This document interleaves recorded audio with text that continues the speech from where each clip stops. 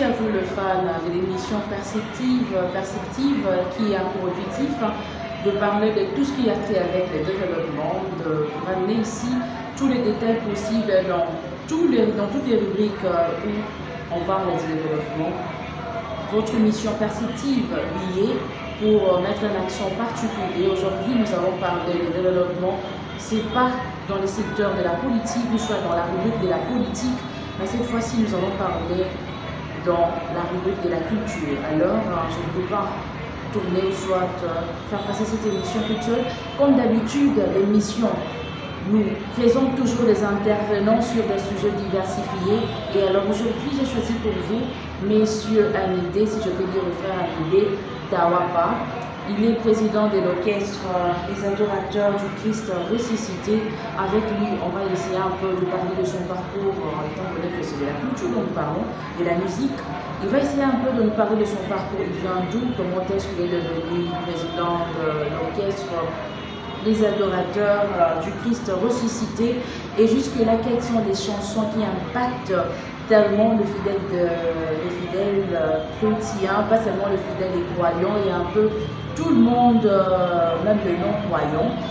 Avec lui, on aura échangé à parler de tous ces points, de toutes ces chansons qui impactent. On va aussi essayer un peu de parler un tout petit peu sur la fondation, sa fondation qui porte son nom, la fondation Amidé Dawapa. Et à la fin, nous allons chuter par une thématique. On va essayer un peu d'échanger sur ça d'une manière succincte, parler d'une manière très brève par rapport à cette thématique, étant donné que les noms de l'orchestre, c'est les adorateurs du Christ ressuscité, et notre brève thématique est sur la question que nous nous posons, et avec lui nous aurons des réponses bien évidemment, c'est quel est l'apport de l'adoration dans la vie de tout être humain. Je commence directement à recevoir notre invité du jour, M. Amidé Dawapa. Bonjour madame. Comment vous allez? Oui, très bien par la grâce de Dieu. L'orchestre aussi, ça va? Oui. La fondation également, ça va? Oui, tout va bien par la grâce de Dieu. Là, on va les donner d'une manière générale. Oui, on est là, on est en train de s'habituer. Nous sommes très ravis de nous avoir accordé ces instants, de pouvoir échanger avec vous pour parler en long et en large sur l'évolution de l'orchestre, les adorateurs du Christ ressuscité, et avec vous ici, on aura aussi à parler d'une thématique que je viens de l'annoncer, sur quel est l'apport de l'adoration dans la vie de tout être humain. Étant donné que vous êtes inspiré à donner le même nom à ça d'être avec le nom de l'orchestre des adorateurs du Christ ressuscité. Merci beaucoup. Alors, nous entendons directement les questions qui vont nous faire introduire dans cette émission Perspective. Alors, M. Amidé, nous voulons savoir d'où est-ce que vous venez. Vous êtes sorti d'un bon matin, vous avez décidé de devenir un chrétien musicien, où vous pouvez chanter, célébrer le nom de l'Éternel, divulguer le message que Dieu vous inspire à fond. Quel est votre départ? Vous étiez auparavant choriste. Essayez un peu de me dire une manière si brève. C'est une histoire, c'est une aventure que nous faisons avec Dieu, dans sa grâce. En fait, on était choristes, on chantait dans une église, la Voix du Sali, KDC, une église de la commune de Kibantseke, KDC Monkali. C'est là où nous avons commencé à chanter. Je vous dirais en passant que j'ai chanté aussi à l'église Néo-Apostolique.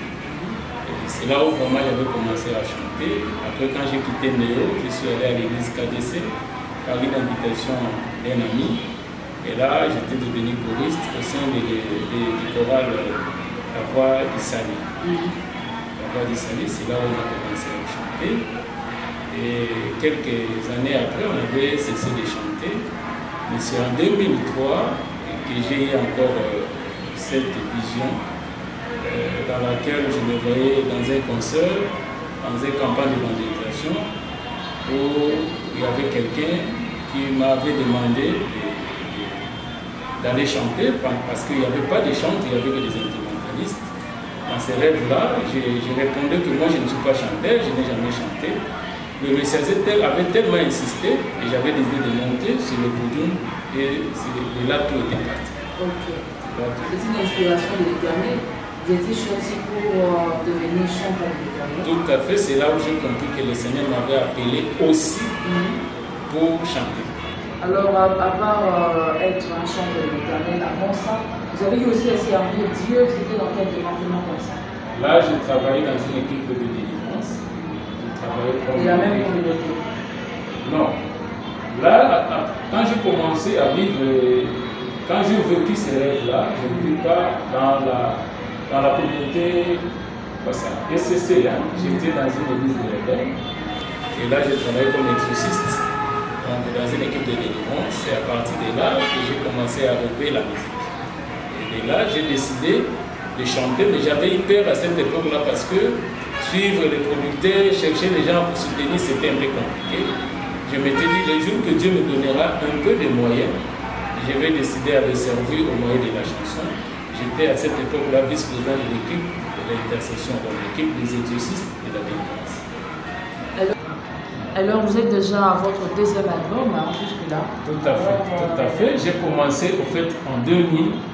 C'est en 2001 que j'ai sorti mon premier album, de 10 titres, dont le 10e était l'interprétation de la chanson.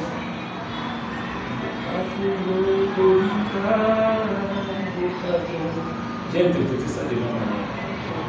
C'est ça. Alors le message phare que l'Éternel Dieu avait mis en vous de manière à le rendre, à le publier, soit à le vulgariser à tout le public, c'était quoi?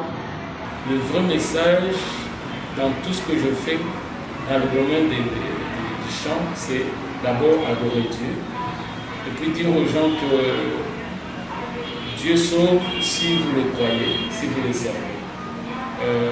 Je souhaiterais jusqu'à la fin de ces carrières que je ne parle pas de matériel. Je souhaite parler du bienfait de Dieu, de l'amour de Dieu, et puis de demander à l'homme de faire confiance à Dieu. Alors, ce qui frappe aussi, vous avez dit que vous n'allez pas parler de toute votre carrière de matériel. Alors, ceux qui vous Congolais, ils sont beaucoup plus Congolais. Mais vous savez, pour eux, c'est comme si vous frappez à côté. Vous n'êtes pas actuel. Madame, vous savez qu'au moment où nous sommes en train de parler, il y a des gens qui sont devenus riches sans connaître Jésus. Si le message devait être focalisé par les biens matériels, ce message-là n'a pas de sens. Moi, je travaille quelque part. Je vois mes collègues qui ne prient pas, qui ne servent pas Dieu. Ils mènent bien leur vie. Ils mènent bien, ils excellent. D'abord, ils respectent la hiérarchie. Même dans la Bible, nous avons des exemples des gens qui n'ont pas connu Jésus comme jeune homme riche. Ils n'avaient pas crié à Jésus. Quand Jésus lui a dit, il te manque une chose. Le monsieur est parti. Il a manqué seulement la vie, mais il n'a pas manqué les moyens. Dans vos chansons, vous faites valoir le principe de la vie, au lieu de faire voir le matériel. Oui, moi dans mes chansons, je présente seulement Dieu. J'ai dit aux gens, nous devons croire à Dieu. Dans toutes choses que nous pouvons faire, nous devons croire à Dieu. Et c'est Dieu qui est capable de nous bénir, pas seulement matériellement. Même la paix, c'est une bénédiction. Parce qu'il y a des gens qui ont les moyens, mais qui n'ont pas la paix, Mais si vous avez ne fût-ce que la paix que Dieu donne, parce que Jésus dit, je vous donne ma paix et je vous laisse ma paix. C'est pour ça que j'ai toujours dit, quand quelqu'un n'a pas la paix, il est en déséquilibre. Alors si nous revenons, monsieur, si je veux dire frère Alidé, vous êtes là simplement pour présenter le message que Dieu met en vous, au public. Pour vous, vous n'êtes pas un musicien chrétien, soit un chrétien musicien, si je peux dire comme cela, qui produit des chansons pour gagner de l'argent. Ça non.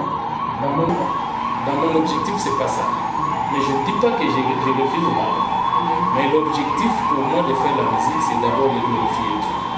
Vous savez, récemment, je venais de partager quelque chose sur mon WhatsApp en disant que si un homme de Dieu, devant la chair, parle des habits, parle des chaussures, des véhicules, c'est qu'il n'a jamais vécu le miracle de Dieu.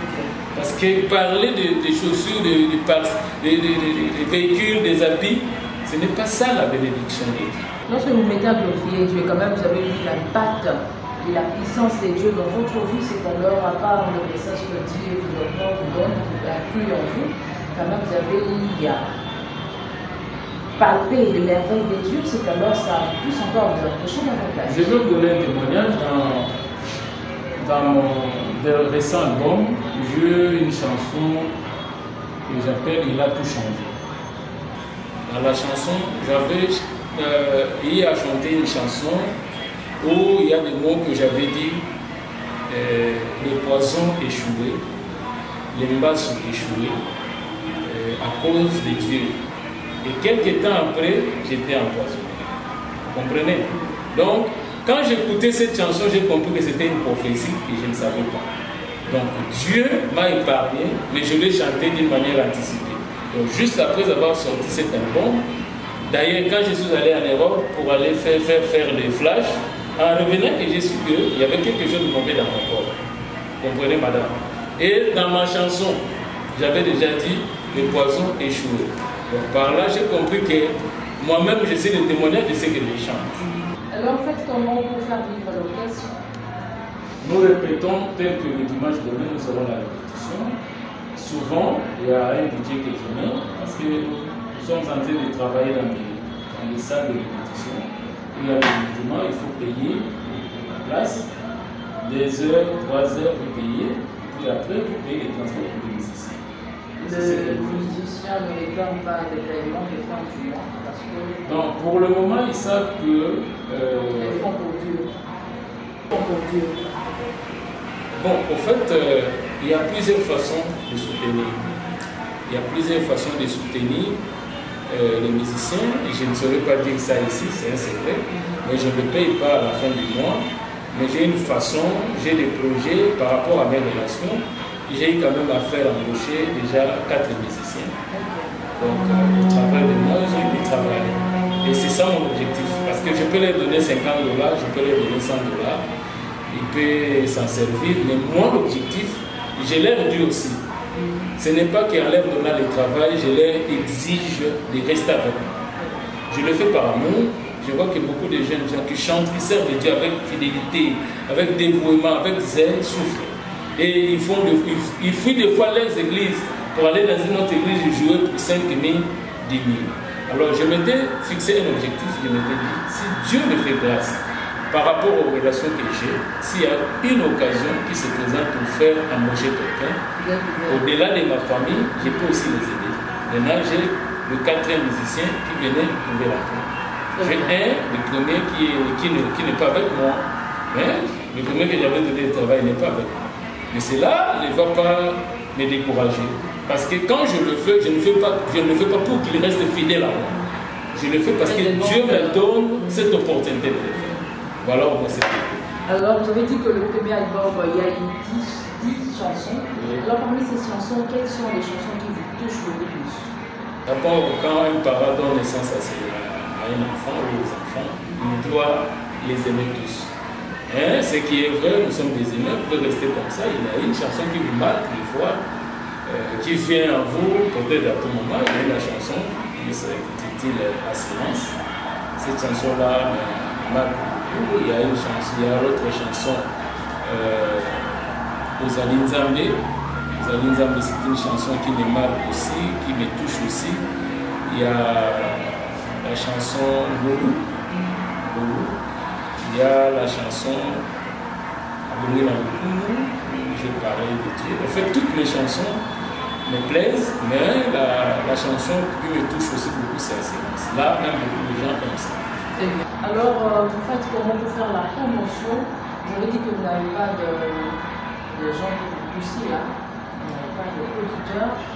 Alors, comment vous travaillez? Vous faites comment pour lancer vos chansons pour que ça atteigne toute couche de personnes ici, premièrement, dans notre pays, partout dans le monde? Pour le moment, la première chose que nous avons fait quand le projet était fini, c'était de mettre ça dans la plateforme.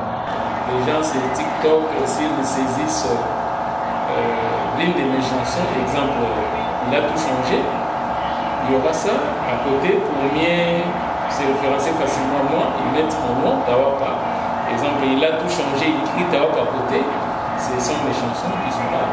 Et au-delà de ça, nous sommes dans les radios, il y a quelques chaînes qui jouent déjà ma musique, ça fait au moins 3 mois. Le premier album et puis le deuxième? Oui, le premier album et puis le deuxième, mais souvent maintenant c'est le deuxième. Vous voyez, quand on n'est pas connu, on ne joue pas assez la musique. Quand on est connu, c'est à ce moment-là, les gens commencent à jouer votre musique, même si vous ne demandez pas. Mais pour le moment, vous fournissez des efforts, vous payez l'argent. Même des échos favorables. Oui, parce que il y a même des personnes qui me demandent des flashs, parce que j'en ai fait des flashs, pas des CD. Il y a des gens qui me demandent des flashs, il y a des gens qui m'appellent. En tout cas, vous avez de belles chansons, pas seulement des bonnes chansons, mais des chansons édifiantes. Donc, c'est ça, c'est la musique. Alors, à part les plateformes, à part d'autres radios, vous faites aussi des campagnes. Vous organisez aussi des concerts, bien que ça doit être inspiré par Dieu, parce que c'est son œuvre, c'est à lui d'impacter lors de ces concerts. Vous faites comment? Alors pour les concerts, quand nous parlons des concerts doivent être inspirés par Dieu, je pense que c'est trop fort. Vous savez, dans la Bible, dans le livre de 3 Chroniques, il y a l'histoire de Jonathan, le fils de Saül. J'aime bien cet exemple, c'est ce qui m'inspire beaucoup et je le conseille aussi aux gens. Qu'est-ce que le fils de Saül avait dit? Un jour, le fils de Saül était accompagné de son soldat de corps. Il y avait les ennemis en face d'eux. Alors, lui s'est dissimulé du groupe. Il s'est dit non, allons de l'autre côté et allons voir ces gens-là comment nous allons faire. Et si, là où nous allons, Dieu permettre à ceux qui nous appellent de monter pour aller les combattre, nous allons aller, c'est que Dieu va les livrer entre nos mains. Et si ces gens-là nous demandaient de rester là où nous sommes et qu'ils viendront nous rejoindre, c'est que là, nous serons bâtis. De lui-même, il n'était pas inspiré, il n'y avait pas une révélation. C'est-à-dire, quand on est enfant de Dieu, quand on est humain, on doit faire des choses bien par la conviction, par le courage, il faut aussi oser. Il ne faut pas seulement attendre Dieu. Il faut aussi oser comme humain parce que Dieu nous a doté déjà de capacités. Vos chansons sont inspirées de Dieu et les hommes des dieux pour prêcher aussi doivent être inspirés de Dieu. Ça va. Les hommes des dieux pour prêcher aussi doivent être inspirés de Dieu. Ça va un peu de paix parce que le musicien fournisse toujours des oui, la chanson tire son origine dans la parole de Dieu. Or, la parole de Dieu est inspirée de Dieu. Le fils, la chanson doit être inspirée. Vous voyez, mais il y a des chansons où on regarde, on observe le monde, même apôtre Paul disait, ici c'est pas l'esprit, c'est moi Paul qui parle. Il y a des chansons que nous composons sur base des réalités que nous voyons. Mais il y a des chansons qui viennent aussi par l'expérience de la vie, mais pour Dieu, il doit édifier aussi. Vous voyez, parce que je vais devenir pasteur un jour, on trouve que le frère Alidé, Tawaka a ouvert le mois son église. Devenir pasteur, on ne devient pas pasteur, on est pasteur. Jérémie dit, Dieu dit à Jérémie, tu étais dans le ventre, j'étais. On ne peut pas utiliser le chemin de la chanson pour devenir pasteur. Vous voyez, même quand on chante, les gens m'appellent pasteur. Je prêche dans les églises, on me dit que je prêche. Mais en réalité, officiellement, je ne suis pas pasteur. Quand je dis officiellement, c'est-à-dire on ne m'a pas encore ordonné, on n'a pas encore déclaré pasteur dans ma communauté. Mais dans ma communauté, les pasteurs savent que j'ai le ministère. Vous voyez? Mais on ne peut pas utiliser les chants pour devenir pasteur. Le succès ne vous intéresse pas? Vous chantez pour l'Éternel, vos chansons doivent pénétrer. J'ai commencé à chanter avec l'âge. J'ai déjà... Ça vous préoccupe aussi, non? Atteindre le succès, on vous invite de part et d'autre, vos chansons sont jouées un peu partout. Donc, je souhaite être connu au travers de l'œuvre que je vais faire. Je ne souhaite pas que les succès précèdent mon travail. Le message doit arriver avant. Je souhaite que ce que je fais soit l'objet des gens. Tout à fait. Et qu'à partir de ce que je fais, les gens me connaissent. Je veux que les gens me connaissent. Je veux que les gens écoutent la musique que je fais, adorent Dieu au travers de la musique que je fais, qu'ils témoignent Dieu au travers de l'œuvre que j'ai en train de faire. À ce moment-là, je serai connu. Les succès, je le veux, mais ça m'importe peu. Le message que je donne, c'est ça mon souhait. Je veux que ça puisse atteindre les cibles et donner les fruits qui demeurent comme Dieu. Il y a d'autres musiciens, ils se donnent de la peine de manière à être tout le temps dans des retraites pour demander à Dieu que ces chansons parviennent à atteindre même les gens dans les fins fonds, qu'en redevanche, ces gens puissent être très connus ici au pays et partout ailleurs. Moi, je crois que quand on chante pour Dieu, d'abord, c'est pour rendre gloire à Dieu. ceux qui écouteront cette musique ensemble avec vous rendre témoignage. Les restes, c'est après. On peut venir dans la chaîne on peut venir dans des chaînes de télévision parler de ces chansons. C'est bien, il y a une partie de Dieu, il y a aussi la partie de l'homme. Ça ne peut pas oublier, il faut évangéliser. Donc, comme nous passons comme ça, pour moi, c'est une façon d'évangéliser. Je demande aux gens d'écouter ma musique. Et en écoutant ma musique, ça peut faire quelque chose dans leur vie. C'est ça, au fait, l'objectif. Vous savez, madame, sans le paradis, la parole de Dieu n'a pas de sens. Sans le paradis, la musique chrétienne n'a pas de sens. Parce que tout ce que nous faisons, c'est pour le paradis. Vous savez? Donc, pour Dieu, tout ce que nous pouvons amasser au-delà de sa parole, de sa volonté. Il y a certains païens qui disent que vous allez regretter, vous les chrétiens, vous avez raté les moments des ambiances pour dire qu'il y a le paradis, mais en réalité, à la fin, si vous voyez qu'il n'y a pas de paradis, vous serez fauché. Non, l'ambiance, tout le monde le fait, même les chrétiens le font. Peut-être que les gens comprennent mal le mot ambiance.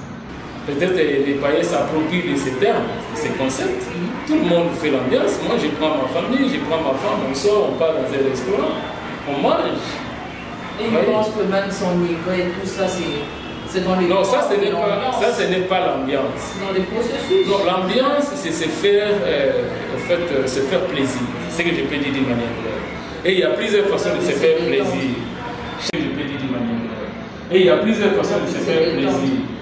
Chacun se donne du plaisir par rapport à la vie qui se trouve. Alors, quelles sont les perspectives à venir pour l'orchestre, les adorateurs du Christ investissés? Moi, déjà, vous avez réalisé à tenir au moins un concert. J'ai tenu un concert au mois de juin où j'ai présenté mes 5 chansons. Je souhaite d'ici le mois de mars avoir un studio de musique. Parce que j'ai réalisé qu'il faudra un studio qui pourrait me connaître. Parce que dans mes objectifs, j'ai toujours pensé à être un producteur de jeunes frères qui se débutent. Alors si Dieu me donne le moyen, en tout cas c'est un projet à long terme. Mais il faut commencer par avoir un studio. Quand on a un studio de musique, ça va me permettre de réaliser d'autres projets. Que faire pour avoir des flashs où vous avez lancé vos chansons? Soit les plateformes, qu'est-ce qui est mentionné? Les gens peuvent cliquer pour suivre les chansons. Le flash, c'est écrit un frère Amide Tawapa, papa Amide Tawapa, album Pona Yesu 2, Pona Lokumuna Yahweh plutôt 2. Et quand vous entrez dans Amazon, TikTok, les gens entrent là-bas, saisissent l'une de mes chansons. Donc quand ils saisissent déjà Papa Tawapa, ils verront mes chansons. Alors, avant de poursuivre cette émission, parce que nous tendons vers la fin, nous allons demander à notre réalisateur de pouvoir nous balancer l'un des cantiques du frère Amide Tawapa. Nzambe akoyeba kosala biso bolamu. Nalingi nayemba nzembo asika na bomoi nanga. Nalingi nayemba nzembo asika na mosala nanga. Nalingi nayemba nzembo asika na libala nanga. Nalingi nayemba nzembo asika na libota nanga. Bona masozo sala. Bona masozo sala, bona masozo sala, bona masozo sala.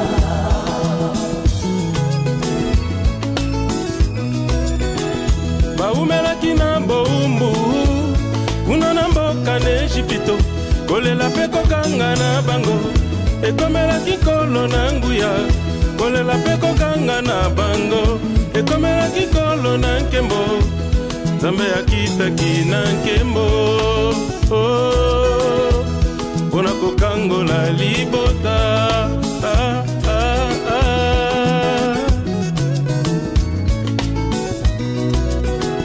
Ekatisaki bangoma ya monana, bakomaki kuna na ngambo. Israel atindaki nzembo mpona lokumu na nkolo. Nzambe ya nkembo mpe ya nguya akatisaki bangoma ya monana, bango bakumisaki ye.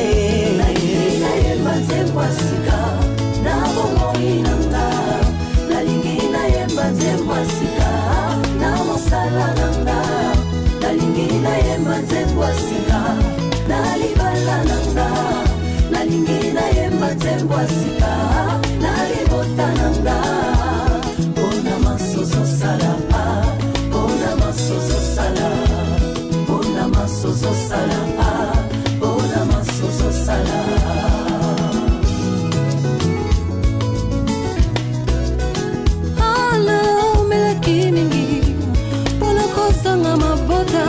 abelelaki nzamba mabota ana azwaki Samuele ayembaki nzembo ya sika mpona azwaki Samuele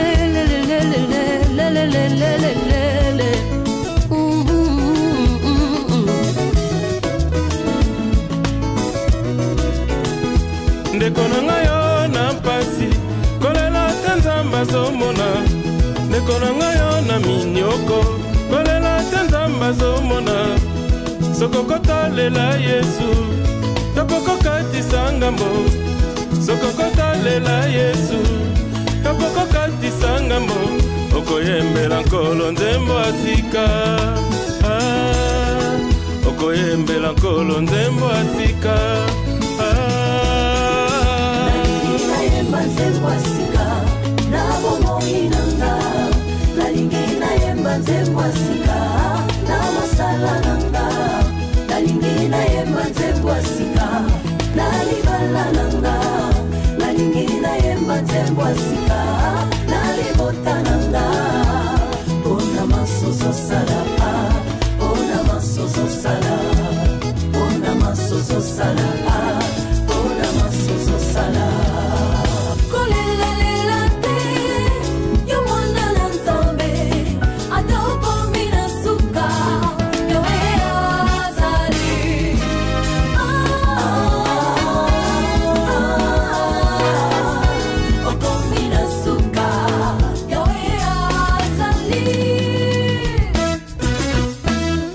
okoyemba nzembo ya sika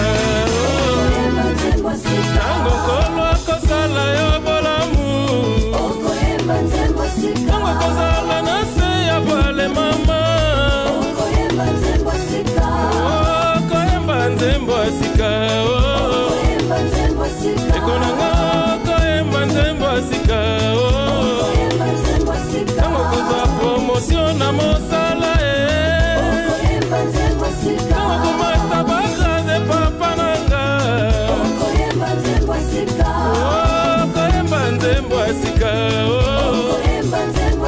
eko na nga okoyemba nzembo ya sika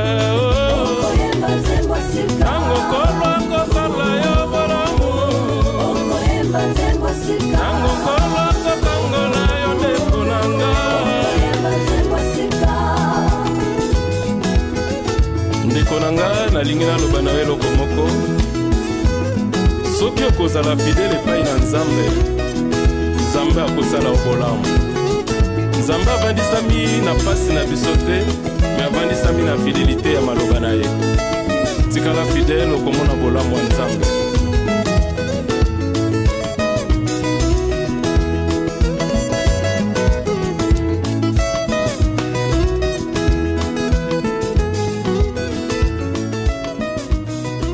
Merci beaucoup à notre réalisateur de manière à nous balancer cette chanson.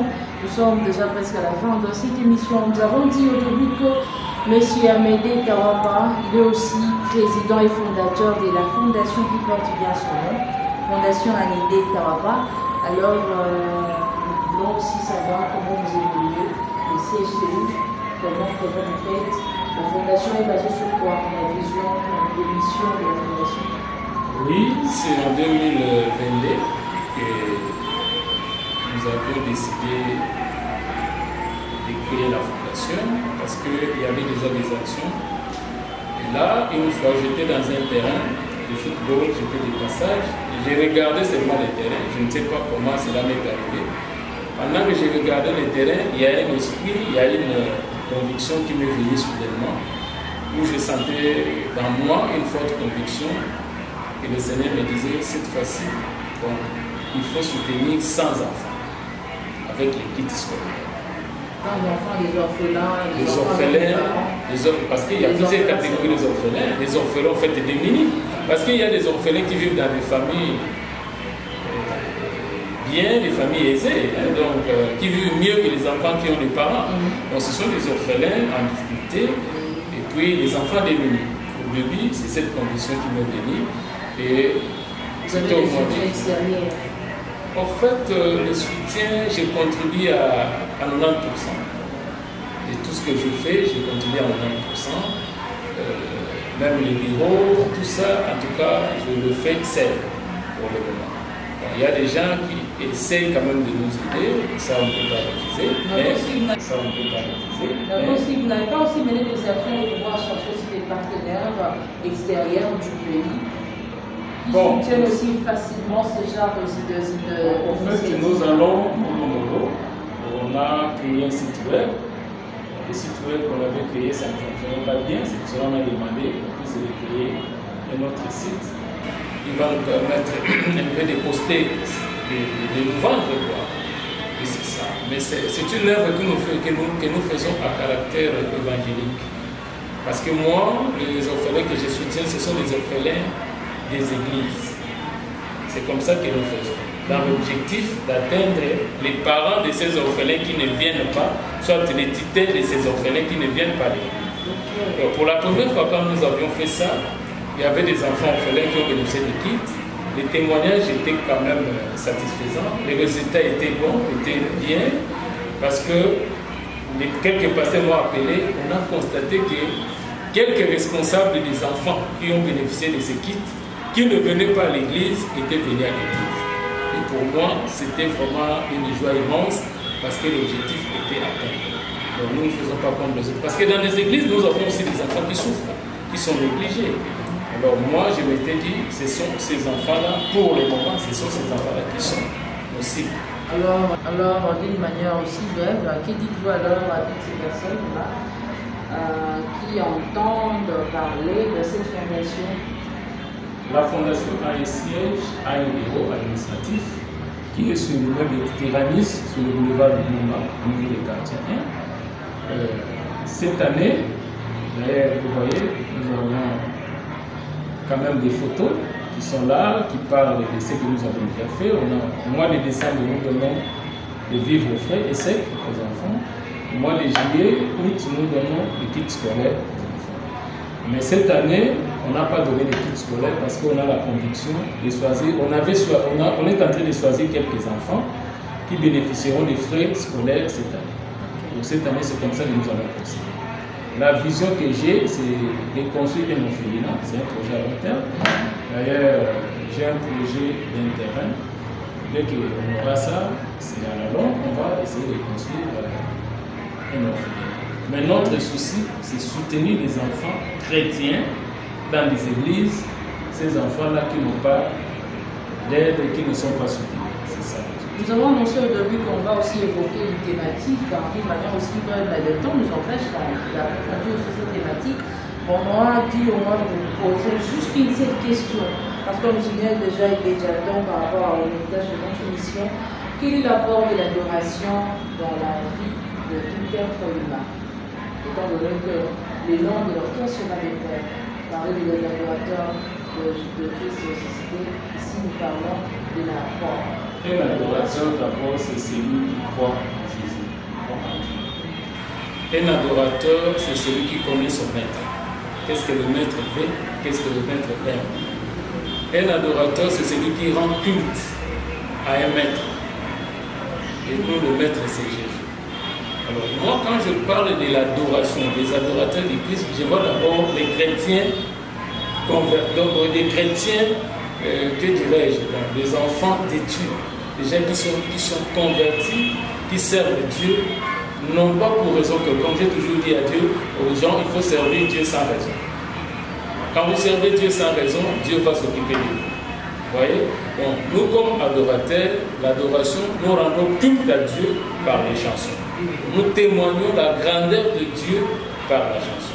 Parce qu'il y a eu plusieurs façons de rendre culte à Dieu. Et nous avons choisi la chanson pour rendre culte à Dieu. C'est comme ça que nous adorons Dieu. D'abord, parce que il y a un passage que j'ai oublié qui dit « Il est réservé aux hommes droits d'adorer Dieu ». Pendant qu'il y a un autre passage qui dit que tout ce qui respire pour l'Éternel, et il est aussi écrit « Il est réservé aux hommes droits d'adorer Dieu ». Donc l'adoration, c'est un acte de piété et sanctification. Très bien, nous sommes à la fin de cette émission. Nous voulons avoir un dernier mot de la part de notre invité. Les derniers mots de cette émission, comme on est encore en vie par la grâce de Dieu, je voulais dire que notre musique, écoutez-nous, essayez de nous écouter, ça va vous amener à nous aimer, à écouter, à aimer plutôt la parole que nous avions transmise au travers de la chanson. Essayez de nous écouter, vous vous rendrez compte que nous parlons de Dieu, nous parlons de l'amour de Dieu, nous ne parlons que de Dieu. Donc, dans nos chansons, il n'y a pas de Mabanga, il n'y a que Jésus. Donc, écoutez-nous, et vous ne serez pas déçus. Priez pour nous, cela nous suffit, parce que le reste, c'est Dieu qui donne. Les succès, l'argent, tout ça, c'est Dieu. C'est pour cela que nous voulons d'abord nous focaliser à Dieu au lieu de nous focaliser à ce qui entoure Dieu. Donc voilà un peu notre objectif. Soutenez-nous et Dieu va vous bénir et nous bénir, ça sera une très bonne chose.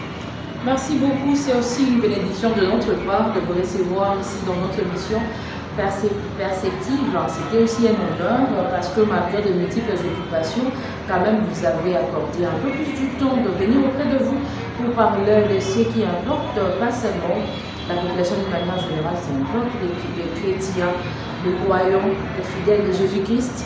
Alors, merci à vous. Le fan, soit le fidèle de l'émission Perceptive, c'est déjà la fin, comme je l'ai dit tantôt, de cette émission. Merci à vous parce que vous prêtez toujours la force de pouvoir nous suivre à l'heure, de pouvoir rester attaché à votre mission, à notre mission Perceptive. Au revoir.